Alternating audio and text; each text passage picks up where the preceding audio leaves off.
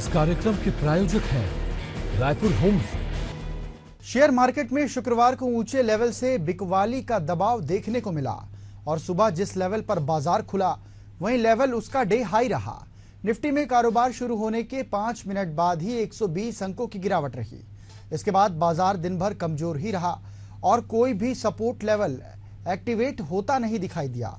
Trending session की समाप्ति पर निफ्टी में 270 अंकों की गिरावट रही और 24,531 के लेवल पर वो बंद हुआ, जबकि सेंसेक्स में 739 अंकों की गिरावट रही और वो 80,605 के लेवल पर बंद हुआ।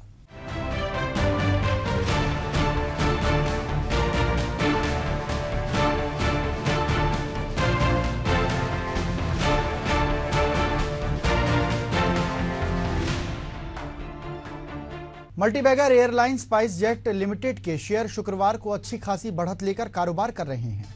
सुबह 11:30 बजे स्पाइस जेट के शेयर 2% की बढ़त के साथ 56.50 के भाव पर ट्रेड कर रहे थे।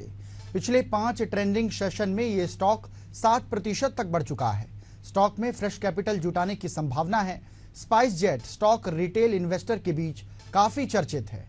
स्पाइस जेट के बारे में कहा जाता है कि भारत की पसंदीदा एयरलाइन है, जिसने पहले से कई ज्यादा भारतीयों के लिए हवाई यात्रा को किफायती बना दिया है।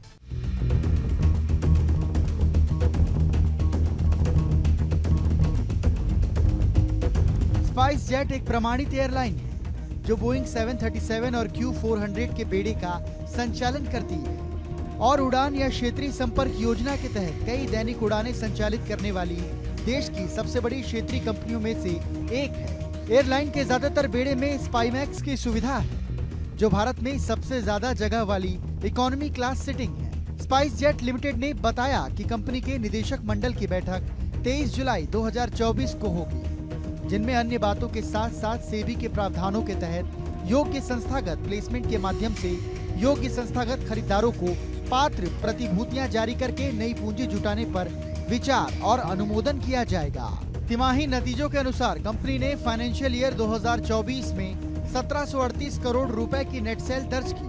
क्वालिफाइंग ईयर फाइनेंशियल ईयर 2024 में परिचालन लाभ फाइनेंशियल ईयर 2023 के मुकाबले 18.4% बढ़कर 401 करोड़ रुपए हो गया।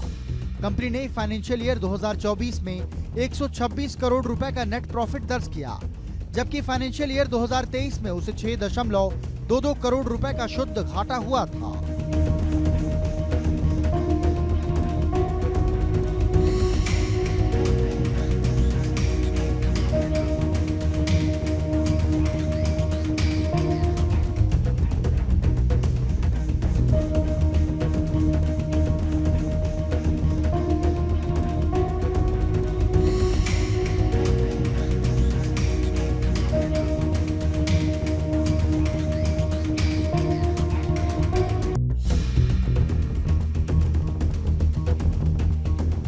स्पाइस जेट ने 31 मार्च 2024 को समाप्त होने वाले वित्तीय वर्ष में अपने वित्तीय प्रदर्शन में उल्लेखनीय सुधार किया। पिछले वर्ष के 1503 करोड़ रुपए की तुलना में घाटा लगभग 73% कम होकर 409 करोड़ रुपए हो गया। यह सुधार ईबिटा में उल्लेखनीय वृद्धि के कारण हुआ, जो नकारात्मक 33 करोड़ रुपए से बढ़कर 772 करोड़ रुपए हो गया और ईबिटर पिछले वर्ष के 342 करोड़ रुपए से बढ़कर 1410 करोड़ रुपए हो गया। एयरलाइन ने 92% का इंडस्ट्री टॉप घरेलू लोड फैक्टर भी हासिल किया, जो पिछले वर्ष की तुलना में 1% की वृद्धि है और हाई यील्ड और लोड फैक्टर के संयोजन के कारण रास्क में 8% सुधार में अनुयोगदान दिया गया। इसके अतिरिक्त स्पाइस जेट ने पिछले वर्ष की तुलना में अपनी निवल संपत्ति में 20% की वृद्धि करके 646 करोड़ रुपए तक अपनी वित्तीय स्थिति को मजबूत किया। स्पाइस जेट ने जनवरी में बीएसई से संभावित 2242 करोड़ रुपए की पूंजी निवेश के लिए सैद्धांतिक मंजूरी हासिल की और उसके बाद 2 चरणों में प्रेफरेंस शेयर जारी करके 1060 करोड़ रुपए जुटाए। मार्च के अंत तक उन्होंने 1060 करोड़ रुपए की पूंजी निवेश प्रक्रिया पूरी कर ली। एक्सपोर्ट डेवलपमेंट कनाडा के साथ 22.5 मिलियन अमेरिकी डॉलर का विवाद सुलझा लिया और 755 करोड़ रुपए की देनदारियों का समाधान कर लिया और विभिन्न पट्टादाताओं को 50 मिलियन अमेरिकी डॉलर से अधिक का भुगतान कर दिया। वर्तमान में स्पाइस जेट 7 भारतीय शहरों में हज तीर्थयात्रियों का सफलतापूर्वक संचालन करती है। और बैंकॉक के साथ फुकेत को शामिल करके अपनी थाई सेवा का भी विस्तार किया गया है। शेयर मार्केट में यूनियन बजट 2024 से संबंधित गतिविधियां बढ़ गई हैं। निवेशकों के निर्णय में बजट 2024 का इवेंट ध्यान में रखा जा रहा है। एक्सपर्ट भी कुछ ऐसे स्टॉक खरीदने का सुझाव दे रहे हैं जिनमें यूनियन बजट 2024 के दौरान बजट के बाद प्रॉफिट की संभावना हो।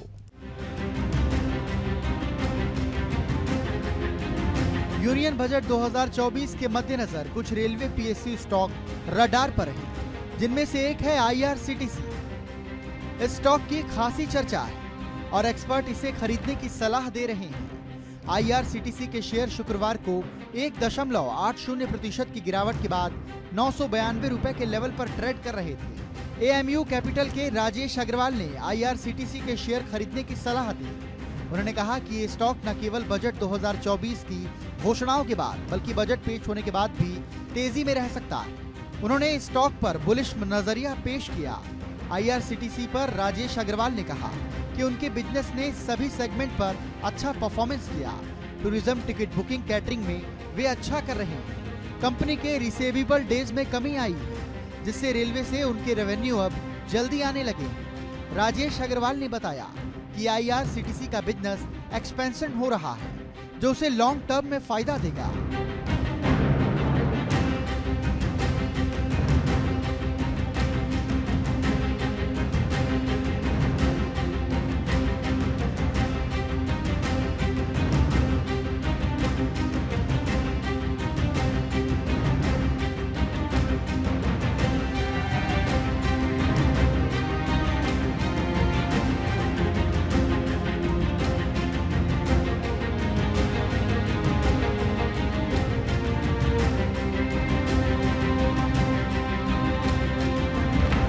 राजेश अग्रवाल ने कहा कि आईआरसीटीसी अपनी क्षमता और क्वांटिटी बढ़ा रहे हैं। उनका टिकट, टूरिज्म और कैटरिंग पर मजबूत होल्ड बना हुआ है। टिकट बुकिंग और वाटर में कंपनी की मोनोपोली है। वे फुल कोच बुकिंग कर रहे हैं। जोमेटो से टाई अप भी हो रहा है। कुल मिलाकर वे अपने बिजनेस को अगले फेज में ले जाने की तैयारी कर रहे हैं, जो निवेशकों को फायदा दे सकता है। राजेश अग्रवाल ने कहा कि 23 जुलाई को पेश होने वाले बजट में रेलवे को लेकर कई फेरबदल अनाउंसमेंट हो सकते हैं, जिससे रेलवे कंपनियों को सीधा फायदा मिलेगा। उन्होंने कहा कि बजट में कैंपेक्स बढ़ाएंगे तो आईआरसीटीसी को फायदा होगा। उन्होंने कहा कि वंदे भारत सहित कुछ ट्रेनों की संख्या बढ़ने की भी संभावना है, जिसका सीधा फायदा आईआरसीटीसी को मिलेगा और इसका बिजनेस भी बढ़ेगा। उन्होंने कहा कि आईआरसीटीसी के वेबसाइट के ज्यादातर लॉग इन बिजनेस में कन्वर्ट होते हैं। ये डेट फ्री कंपनी है, जिसके भविष्य में आकर्षक बिजनेस प्लान है। उन्होंने ये स्टॉक 1150 रुपए के टारगेट के लिए खरीदने की सिफारिश की। शेयर मार्केट के इस समय इतिहास की सबसे बड़ी तेजी के दौर में है वो, और इस तेजी में पीएसयू स्टॉक में आई बढ़त की चर्चा अनिवार्य रूप से होती है। पिछले एक साल में तूफानी रिटर्न देने के बाद पीएसयू के लिए बजट में उल्लेखनीय घोषणा हो सकती है, जो पीएसयू की तेजी के नए दौर की शुरुआत होगी। पीएसयू की रैली में कुछ ऐसे स्टॉक भी चल निकलते हैं जिन पर अब तक निवेशकों का ध्यान नहीं गया था। पिछले एक साल में 771 तक का शानदार रिटर्न देने के बाद रिटेल पसंदीदा पीएसयू स्टॉक को पिछले बुल रन में 39 लाख करोड़ रुपए की उछाल के बाद अब यूनियन बजट 2024 में टेस्ट का सामना करना पड़ेगा।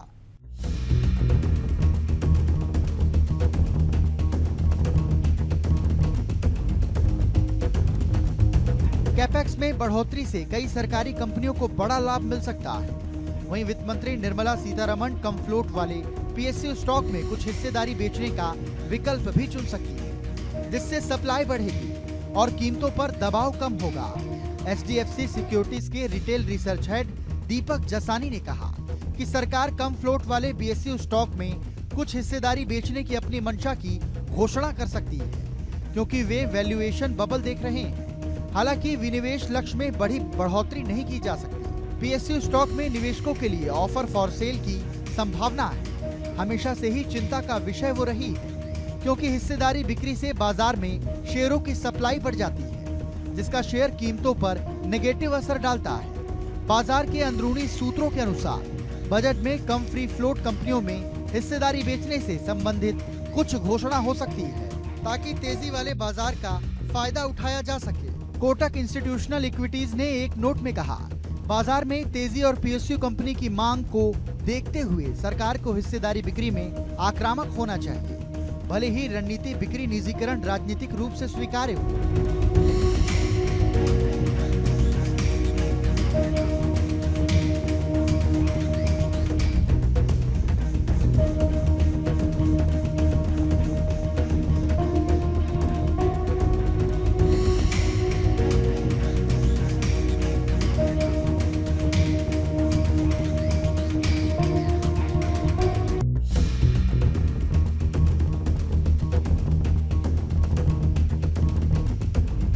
देखा जाए तो कम से कम 10 ऐसे सार्वजनिक उपक्रम हैं जहां सरकार प्रमोटर के रूप में कम से कम 90% की मालिक है। बेंगलुरु स्थित पीएसयू खनन कंपनी में सरकार की सबसे अधिक 99.03% हिस्सेदारी है। उसके बाद आता है पंजाब एंड सिंध बैंक जहां 98.25% की हिस्सेदारी है। इसके बाद LIC का नंबर आता है जहां पर 96.5% की हिस्सेदारी है। इंडियन ओवरसीज बैंक में 96.38 और यूको बैंक में 95.39% का स्थान है। कई पीएसयू स्टॉक में मल्टीबैगर रैली के पीछे एक कारण उनका लो फ्री फ्लोट स्टेटस है। सेबी के नियम 25% न्यूनतम सार्वजनिक शेयरधारिता मानदंड अनिवार्य करते हैं, लेकिन कई कंपनियों को छूट मिलती है। उदाहरण के लिए LIC को 10% सार्वजनिक फ्लोट हासिल करने के लिए मई 2027 तक और 25% मई 2032 तक का समय मिला है। एक्सिस सिक्योरिटी ने कहा कि सरकार की पिछली घोषणा के अनुसार हम कुछ पीएसयू बैंकों के निजीकरण के किसी भी संभावित योजना के बारे में स्पष्टीकरण की उम्मीद करते हैं, जबकि खुदरा निवेशक पीएसयू बूम का सबसे अधिक लाभ उठा रहे हैं। दलाल स्ट्रीट पर अधिक अनुभवी निवेशक या तो मुनाफा वसूली कर रहे हैं या तो वैल्यूएशन पर चिंता की बात कर रहे हैं। ज्यादातर IPO एक्सचेंज पर अच्छी शुरुआत कर रहे हैं और सहज सोलर भी अपवाद नहीं है। इसके शेयर 19 जुलाई को NSE SME प्लेटफॉर्म पर 90% प्रीमियम के साथ लिस्ट हुए। शेयर की शुरुआत 180 रुपए के इश्यू प्राइस के मुकाबले 342 रुपए पर हुई। लिस्टिंग से पहले कंपनी के शेयर इश्यू प्राइस से करीब 140% प्रीमियम पर कारोबार कर रहे थे।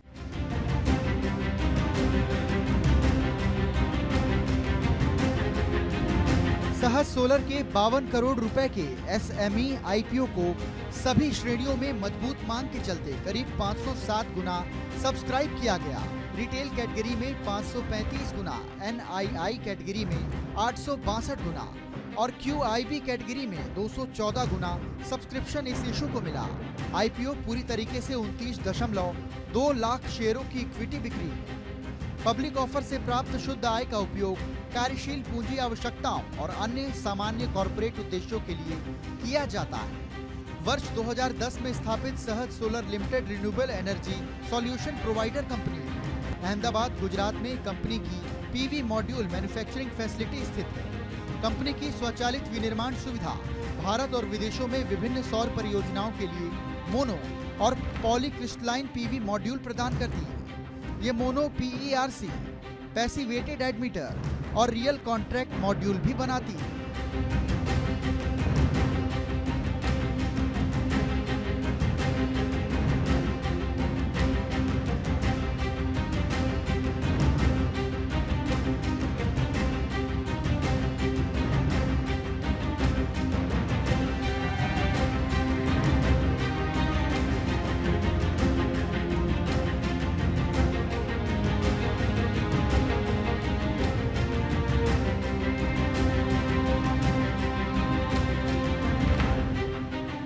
कंपनी भारत के ग्राहकों को EPC सेवाएं भी देती है, जिसमें एक सिंपल डोमेस्टिक सोलर सिस्टम से लेकर एक बड़े सोलर पावर प्लांट सेटअप तक सभी साइज के प्रोडक्ट का design, supply, installation, testing, commissioning और रखरखाव शामिल है।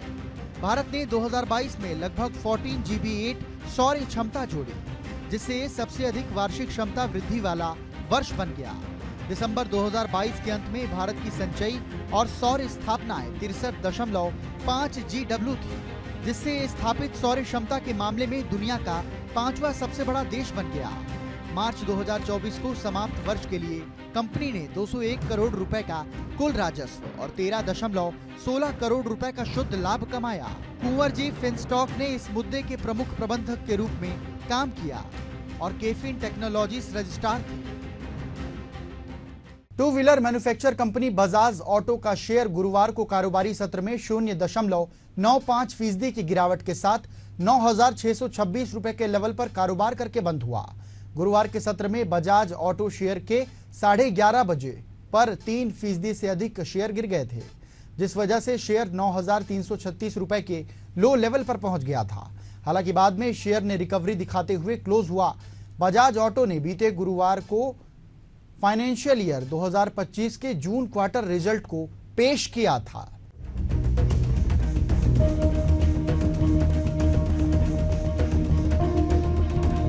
जून क्वार्टर के दौरान बजाज ऑटो कंपनी का कंसोलिडेटेड नेट प्रॉफिट साल दर साल के आधार पर 18% से उछलकर 1924 करोड़ रुपए रिपोर्ट हुआ था।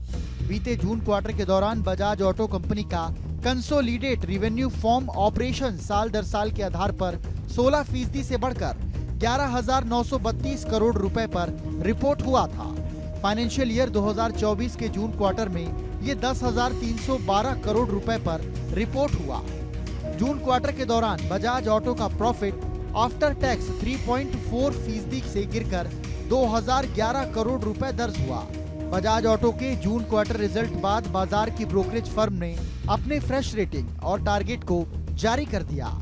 नुवामा ब्रोकरेज ने बजाज ऑटो के शेयर पर खरीदारी की रेटिंग जारी की है, साथ ही 12,000 रुपए का टारगेट प्राइस दिया है। नुवामा ने अनुमान दिया था कि जून क्वार्टर में कंपनी ईबिटा 227 करोड़ रुपए का रिपोर्ट हो सकता है, जबकि कंपनी ने 241 करोड़ रुपए का रिपोर्ट किया। बजाज ऑटो के हाल ही में लॉन्च हुई सीएनजी मॉडल को अच्छी रिस्पांस मिल रही है, जिस वजह से फाइनेंशियल ईयर 2025 और फाइनेंशियल ईयर 2026 में कंपनी की वॉल्यूम में क्रमशः 1% और 4% योगदान दे सकता है।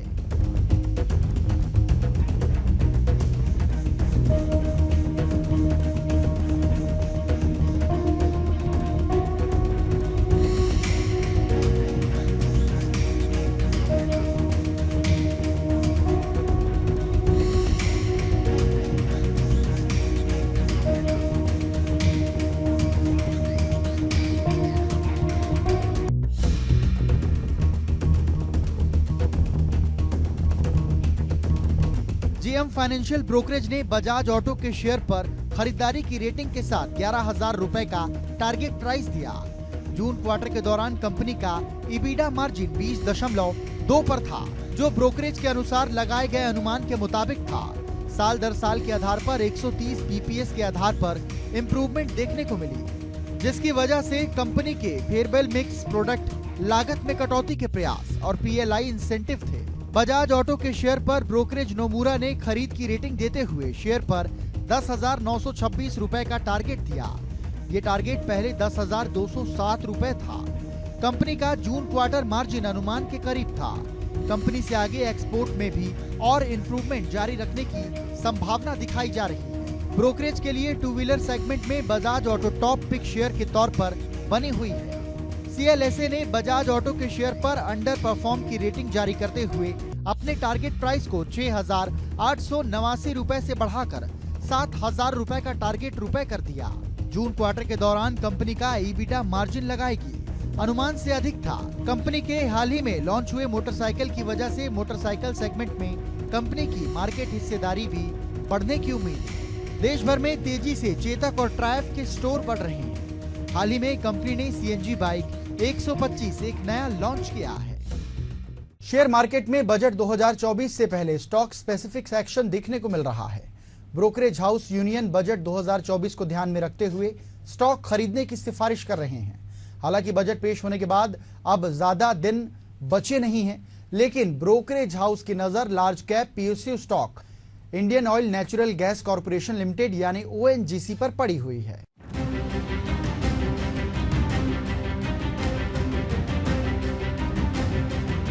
निफ्टी 50 के स्टॉक ओएनजीसी के शेयर शुक्रवार को सुबह 10:15 पर 2.65% की गिरावट के साथ 323 रुपए के लेवल पर ट्रेड कर रहा था। इस कंपनी का मार्केट कैपिटल 4 लाख करोड़ रुपए से अधिक है। ब्रोकरेज फर्म सिटी सरकारी company oil and natural gas corporation पर बुलिश है। ब्रोकरेज ने इस पीएसयू स्टॉक पर बाई रेटिंग बनाए रखी है और इसके टारगेट प्राइस को करीब 20% बढ़ा दिया है। ब्रोकरेज ने कहा कि उसे ऑयल एंड गैस प्रोडक्शन के साथ साथ रियलाइजेशन में भी सुधार की उम्मीद है। सिटी ने हमारे ग्रॉस और नेट ऑयल प्राइस रियलाइजेशन में 4 से 5 बैरल की बढ़ोतरी के कारण वित्त वर्ष 2026 की आय में 9% की वृद्धि की। हाल ही में ओएनजीसी ने झारखंड के बोकारो में कोल्ड बेड मीथेन ब्लॉक का से उत्पादन शुरू किया। एक्सचेंज फाइलिंग में ओएनजीसी ने कहा कि ये सूचित किया जाता है कि कंपनी ने झारखंड के बोकारो में कोल बेड मीथेन ब्लॉक से अपना प्रोडक्शन शुरू कर दिया है।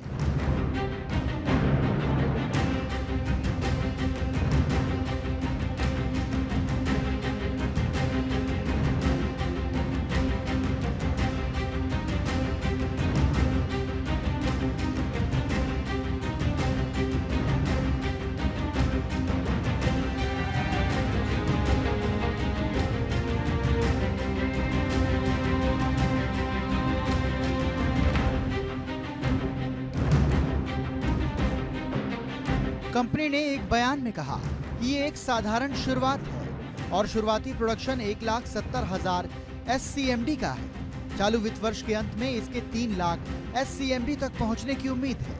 ब्रोकरेज फर्म ने ओएनजीसी के शेयरों पर बाई रेटिंग बरकरार रखी है। साथ ही इसे अपना टारगेट भी करीब 20% बढ़ाकर 370 रुपए कर दिया है, जो पहले 315 रुपए था। PSU स्टॉक ओएनजीसी ने सिर्फ 2 हफ्ते में 19% का पॉजिटिव रिटर्न दिया। पिछले 6 महीने में काउंटर ने 42% की छलांग लगाई। ओएनजीसी के शेयरों ने पिछले 1 साल में निवेशकों के पैसे को दोगुना कर दिया है, जो 98% की भारी उछाल है। पिछले 2 और 3 वर्षों में ओएनजीसी के शेयरों ने अपने निवेशकों को क्रमशः 155% और 184% तक धनवान बना दिया है। और इसी के साथ हमारे खास कार्यक्रम स्टॉक पे टॉक में इतना ही। मुझे दीजिए आज्ञा। नमस्कार।